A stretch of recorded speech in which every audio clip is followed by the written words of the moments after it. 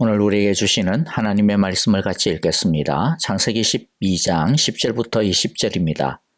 그 땅에 기근이 들었다. 그 기근이 너무 심해서 아브라함은 이집트에서 얼마 동안 몸 붙여서 살려고 그리로 내려갔다. 이집트에 가까이 이르렀을 때에 그는 아내 사레에게 말하였다. 여보, 나는 당신이 얼마나 아리따운 여인인가를 잘 알고 있어.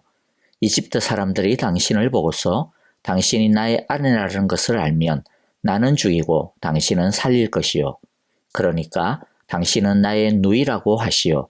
그렇게 하여야 내가 당신 덕분에 대접을 잘 받고 또 당신 덕분에 이 목숨도 부지할 수 있을 거요. 아브라함이 이집트에 이르렀을 때에 이집트 사람들은 아브라함의 아내를 보고 매우 아리따운 여인임을 알았다. 바로의 대신들이 그 여인을 보고 나서 바로 앞에서 그 여인을 칭찬하였다. 드디어 그 여인은 바로의 궁전으로 불려 들어갔다. 바로가 그 여인을 보고서 아브라함을 잘 대접하여 주었다. 아브라함은 양떼와 소떼와 암나귀와 순아귀와 남녀 종과 낙타까지 얻었다. 그러나 주님께서 아브라함의 아내 사레의 일로 바로와 그 집안에 무서운 재앙을 내리셨으므로 바로가 아브라함을 불러서 꾸짖었다. 어찌하여 너는 나를 이렇게 대하느냐? 저 여인이 너의 아내라고 왜 일찍 말하지 않았느냐? 어찌하여 너는 저 여인이 내 누이라고 해서 나를 속이고 내가 저 여인을 아내로 데려오게 하였느냐? 자, 내 아내가 여기 있다. 데리고 나가거라. 그런 다음에 바로는 그의 신하들에게 명하여 아브라함이 모든 재산을 거두어서 그 아내와 함께 나라 밖으로 나가게 하였다. 아멘. 여러분에게는 혹시 여러분의 삶의 시대를 구분짓는 대전환점이 되는 어떤 날이 있는지요? 아브라함에게 있어서는 하나님의 말씀에 붙들린 하란에서의 그 날이었습니다. 아브라함은 메소포타미아의 갈대아 우르라는 곳에서 이미 하나님을 만났고 알았습니다. 그 하나님의 말씀을 따라 고향을 떠나 하란까지 이사를 오기도 했습니다. 그러나 우르에서 만난 하나님은 진정한 변화의 하나님은 아니었습니다. 그의 종교가 변하기는 했습니다. 하나님에 대해 알게 되는 계기가 되기는 했습니다. 하지만 하나님의 말씀에 온전히 붙잡힌 것은 아니었습니다. 다만 하나님이라는 신이 찾아와서 자기의 말을 따르라고 하니까 괜히 신의 말씀임에도 불구하고 안 듣고 버팅기다가 무슨 병고라도 당하면 안 되니까 그런 불안함과 또 새로운 신을 섬기면 혹시라도 내 인생에 뭔가 새로운 전환점이 생기지 않을까, 더 풍성해지지 않을까라고 하는 막연한 기대감, 이와 같은 것들이 어우러져서 하나님을 자신의 신으로 받아들이기로 한 것입니다. 하지만 하나님에게 인생을 건 것은 아니었습니다. 근본적으로 달라진 것이 없다라는 것을 보면 알 수 있습니다. 그러나 하란에서 다시 찾아오신 그 하나님의 말씀에 그가 인격적으로 반응하고 붙잡히는 순간 아브라함의 인생은 완전히 달라지기 시작했습니다. 하나님을 만나고 알고 말씀을 듣는 것만으로 끝이 아닙니다. 그것만으로는 아직 많이 부족합니다. 중요한 것은 하나님의 말씀에 붙들려야 합니다. 하나님의 말씀에 인격적으로 반응하고 순복해야 합니다. 그래야 비로소 우리는 하나님을 믿는다고 말할 수 있고 하나님으로 인해 인생이 근본적으로 변화되었다라고 말할 수 있게 되는 것입니다. 여러분, 그러므로 우리는 예배를 드릴 때마다 예배를 드리기에 앞서 말씀을 듣고 보기에 앞서 간절하게 기도해야 합니다. 하나님의 말씀에 붙들리는 시간이 되게 하소서. 귀로만 듣는 시간이 되지 않게 하시고 마음으로 믿어 하나님의 말씀에 완전히 항복하는 시간이 되게 하소서. 하나님의 말씀이 내 영혼과 마음과 생각과 인생을 붙잡아 주소서라고 기도해야 합니다. 그렇게 기도할 때 말씀이 비상적인 말씀이 아니라 혁명적인 말씀의 능력으로 우리 모두에게 체험될 수 있게 될 것입니다. 자, 그런데 문제가 있네요. 우리는 하나님의 말씀에 붙들리고 하나님의 말씀에 우리 자신을 드리면 이 세상이 완전히 변하고 또 그야말로 내가 운수대통, 만사 형통해질 것이다. 이런 기대도 하게 될 것 같은데요. 그런데 문제는 말씀에 붙들려도 세상은 호락호락하지 않는 것입니다. 그래서 우리는 많이 당황해야 합니다. 왜 하나님을 믿어도 왜 하나님의 말씀에 내 자신을 헌신해도 왜 이런 일들이 일어나지 하고 말입니다. 이것은 아브라함도 마찬가지였는데요. 오늘의 말씀을 통해 우리가 알아야 되는 첫 번째 진실은 하나님의 말씀에 붙들려서 약속의 땅에 들어갔다라고 하는 그 자체가 모든 문제의 해결이 되는 것은 아니었다라는 사실입니다. 10절에 보니 그 땅에 기근이 들었다. 그 기근이 너무 심해서 아브라함은 이집트에서 얼마 동안 몸 붙여서 살려고 그리로 내려갔다. 아브라함은 하나님과 인격적인 관계를 맺었습니다. 자기가 가진 모든 것을 버리고 말씀만을 붙들고 약속을 따라 가전 난관을 뚫고서 마침내 가나안 땅으로 들어갔습니다.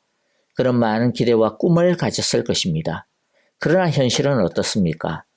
현실은 모든 어려움이 자동적으로 해결된 것이 아니었습니다. 가나안 땅에 적응하기도 어려웠어요. 그래서 한 곳에 머물지를 못하고 계속 옮겼습니다. 더 이상 옮길 곳도 없는 가나안의 최남단 남쪽 끝 네게브 광야까지 왔습니다. 이만하면 됐겠지 싶었을 것입니다. 그러나 현실은 현실이었습니다. 급기야 극심한 흉년이 들어서 풍성한 삶은 고사하고 살아남기 위해 몸부림쳐야 하는 낭떠러지에 직면하게 되었습니다. 우리가 잘 이해하지 못하는 것이 바로 이 흉년의 문제입니다. 약속을 따라 이곳까지 왔는데 말씀을 따라 모든 것을 버리기까지 했는데 오직 하나님만을 주님으로 못 섬기기로 했는데 어떻게 하나님이 약속하신 이 믿음의 땅에 기근이 올 수 있는가? 왜 말씀을 붙들었는데 우리의 삶은 우리의 기대와 다를까? 도저히 손 쓸 수 없을 정도로 이자는 뛰고 집값도 뛰고 매출은 생각보다 안 오르고 생각지도 못한 문제들은 왜 자꾸 터지는지. 그래서 우리는 영적인 혼란에 빠집니다. 어떤 때는 영적인 침체에 빠지기도 합니다. 이거 하나님의 약속이 잘못된 거 아닌가? 아니면 내가 하나님의 말씀을 뭘 잘못 이해한 건가? 아니면 하나님이 뭐 잘못된 분이신가? 아니면 하나님의 말씀은 현실 속에서는 능력이 없는 것일까? 이와 같은 의문과 의심, 걱정과 불안이 우리의 믿음을 갉아먹기 시작을 합니다. 왜 이런 일이 생길까요? 왜 기근이 생길까요? 그 이유는 간단하지 않을 겁니다. 우리는 바뀌었지만 세상은 여전히 악하기 때문인 것도 하나의 이유입니다. 세상이 악한 정도가 아니라 주인을 바꾼 우리에 대해 세상이 사탄이 적대적으로 대하기 때문일 수도 있습니다. 또 우리가 바뀌었기 때문에 더 이상 예전의 방식으로는 이 세상을 살기에 적합하지 않기 때문일 수도 있고요. 어떤 경우에는 우리의 믿음이 잘못되었거나 또는 내 딴에는 제대로 한다고 했지만 우리의 믿음이 약하거나 잘못되어서 실제적으로는 전혀 믿음이 아닌 길을 잘못 가고 있기 때문에 생기는 일종의 착시 현상 때문일 수도 있습니다. 또 어떤 때는 이유를 알 수 없는 하나님의 테스트일 수도 있습니다. 하지만 이유를 명확히 알아내기란 쉽지는 않습니다. 그런데 중요한 것은요, 약속의 땅에도 가나안 족속이 있고 약속의 땅에도 기근이 올 수 있다라고 하는 사실을 그냥 외워두시는 게 좋습니다. 내가 아무리 하나님의 말씀에 붙들려 있다 하더라도 먹고 살기 위해 몸부림쳐야 한다라는 것입니다. 우리가 분명히 알아야 하는 것이 무엇이냐면 믿음을 가진다라는 것은 악한 세상에서 더 이상 옛날처럼 살지 않고 하나님의 말씀을 붙들고 하나님의 말씀대로 먹고 살기 위해 몸부림치는 삶으로 들어섰다라는 것입니다.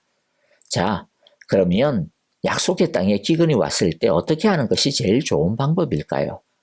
아마 신앙이 좋으신 분들은 뭐 어떻게 하긴 굶어 죽을지언정 약속의 땅을 떠나지 말아야지 라고 말할지도 모르겠습니다. 예, 그게 정답이긴 한데요. 그런데 문제가 뭡니까? 그게 남의 일일 때는 쉽게 말할 수 있고 또 자기가 안 당했을 때는 얼마든지 말을 할 수 있는데 사실 막상 그게 내 일이 되면 그게 말처럼 쉽지 않다라고 하는 것을 우리 모두는 다 동의하실 것입니다. 그런데 대부분의 사람은 눈앞에 어려움이 닥치면 자기 나름대로의 살 길부터 찾게 되어 있습니다. 일단 내가 살아야 하나님도 있고 뭐 신앙도 있고 교회도 있고 뭐 다른 사람도 있고 뭐 이러는 거 이게 그냥 인지상정입니다. 그래서 일단 숨은 좀 돌려보자. 일단은 좀 나부터 좀 살아보자 라고 해서 말씀에 붙들려서 살아가고자 했던 그런 것에서부터 좀 빠져나오려고 하죠. 말씀의 길이 아니라 그냥 자신이 익숙했던 예전의 길로, 세상의 길로 내려갑니다. 아브라함도 뭡니까? 살 길을 찾기 위해 어떻게 해요? 약속의 땅을 떠나 이집트로 내려갔죠. 그런데 문제는 말씀을 떠나 예전으로 돌아가는 것이 진짜 살 길이냐 하는 것입니다. 아브라함의 모습을 볼게요. 아브라함은 어떻습니까? 그게 살 길이었습니까? 이집트로 내려가기로 결정하면서부터 그런데 아브라함의 신앙은요. 내리막길로 치닫기 시작을 합니다.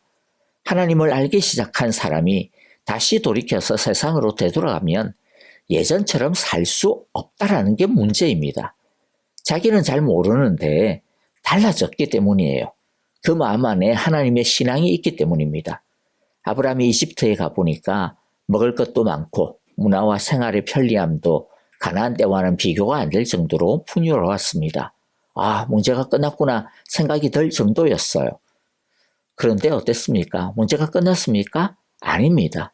먹고 사는 문제는 해결이 되었는지 모르지만은 더 심각한 문제가 기다리고 있었습니다. 그것은 남의 아내를 차지하기 위해 그 여자의 남편을 살해하는 폭력성이 이집트에 있었던 것입니다. 그래서 아브라함이 어떻게 합니까? 위기를 모면하기 위해 임시 변통으로 거짓말을 하죠. 아내를 여동생이라고 속입니다. 그리고 당시에는 여자를 데려오려면 신부지참금을 내야 했는데 아브라함은 아마도 감당할 수 없을 정도의 그에게 신부지참금을 사례에게 미역했던 것 같아요. 이것으로 똥파리 같은 사람들을 떼어낼 수 있을 거다 그렇게 계산을 했던 것 같습니다. 그런데 어떻습니까? 떼어냈습니까? 아니죠. 전혀 예상치 못한 거대한 똥파리가 위기가 찾아오고 말았습니다. 사람들이 자기들이 살해를 취하려고 한 것이 아니고 자신들의 왕인 파라오에게 살해의 아름다움에 대해 말해버리고 살해를 취하라고 한 것입니다. 파라오는 아브라함이 말하는 그에게 신부지참금을 지불하고 살해를 자신의 첩으로 데려갑니다. 아브라함이 믿음으로 흉년에 대처하지 못하고 인간적으로 세상적인 방식으로 피하기로 결정했을 때에 그 한 번의 잘못된 결정으로 인해 그의 신앙은 계속해서 내리막길로 치닫고 있는 것이죠. 한 번 미끄러지기 시작하니까 걷잡을 수가 없었습니다. 우리가 분명히 알아야 하는 사실이 바로 이것입니다. 약속의 땅에도 기근이 올 수 있다는 것과 동시에 기근이 왔을 때 믿음으로 대처하지 않고 임기응변식으로 다시 세상적인 방식으로 피하려고 하면 일시적으로는 그게 해결책인 듯이 보여도 나중에는 그게 빌미가 되어 점점 더 미궁으로 빠져들고 만다. 내리막길을 타고 만다라고 하는 것을 알아야 합니다. 그런데 마지막으로 우리가 꼭 알아둬야 하는 또 진실이 있습니다. 그것은 우리의 실패와 좌절 가운데 하나님이 개입한다라고 하는 사실입니다. 아브라함은 이 위기를 혼자 힘으로는 감당할 수 없었습니다. 그래서 그는 크게 실패하고 말았습니다. 그러나 하나님은 이 상황에서 멀리 계신 분이 아니었습니다. 하나님은 이 모든 것을 보고 계시고 듣고 계시고 알고 계십니다. 그리고 개입하시는 분이십니다. 하나님은 아브라함의 일에 들어오셨습니다. 하나님이 한번 개입하시니까 문제가 풀리기 시작했습니다.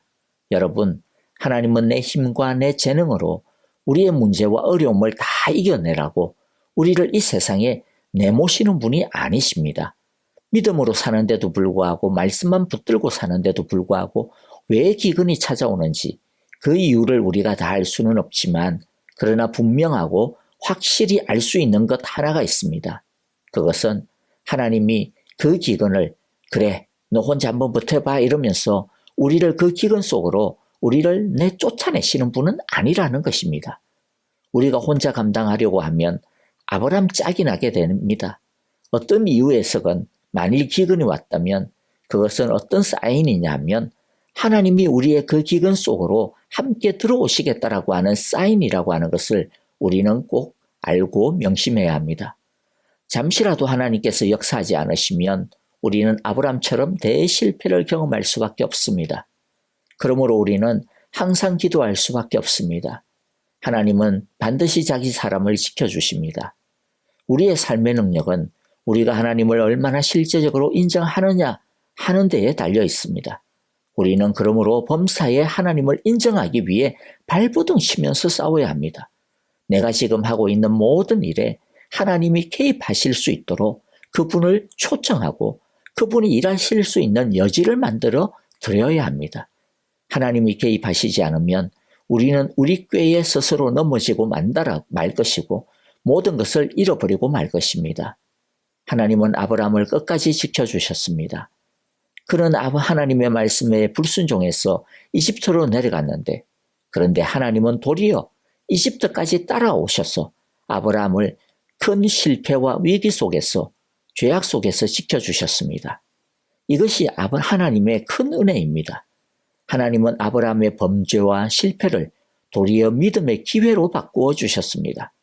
아브라함은 이집트까지 따라오시는 하나님을 보면서 당시 세계 최강의 대왕인 파라오까지 꼼짝 못하게 하시는 하나님을 보면서 자신의 범죄와 실패에도 불구하고 구원을 베풀어 주시는 하나님을 체험하고서는, 그래, 죽이 되든 밥이 되든 이제부터는 절대로 하나님의 말씀을 떠나서는 안 되겠다라고 하는 큰 교훈과 믿음을 얻게 되었습니다.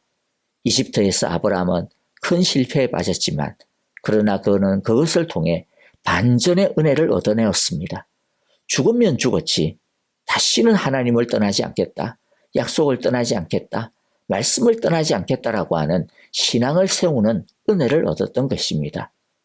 실패해도 그래서 하나님 안에서 실패하면 반전의 축복을 얻게 됩니다.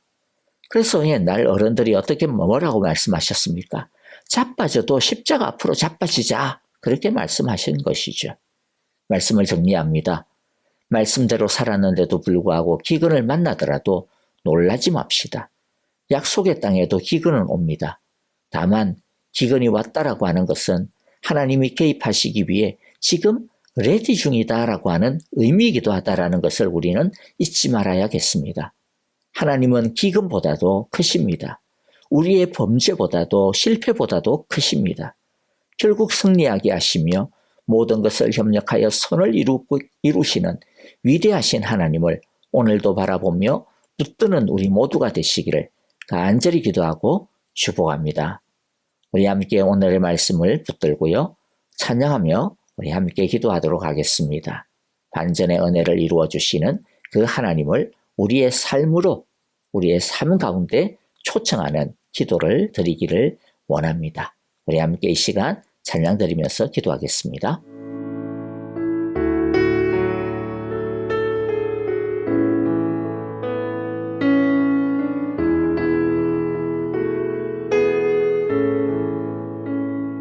나의 힘이 되신 여호와여,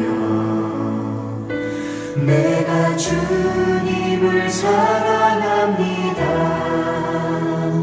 주는 나의 반석이시며 나의 요새시라. 주는 나를 건지시는 나의 주, 나의 하나님, 나의 피할 밥이시요 나의 방 되시라. 나의 하나님,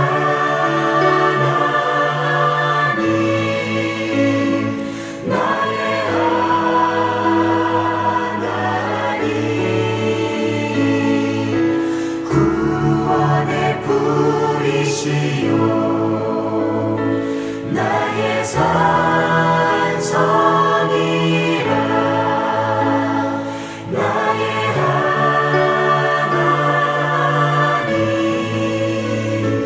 나의 하나님,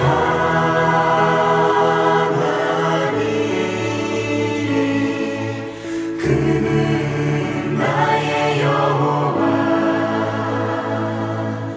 나의 구세주, 나의 생명이신 여호와여,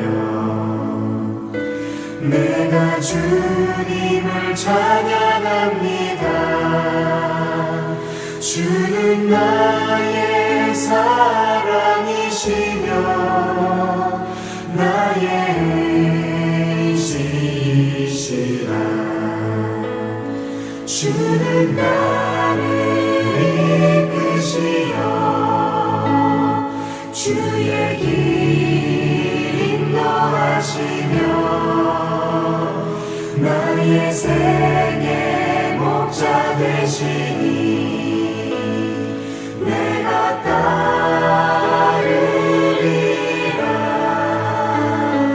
나의 하나님 나의 하나님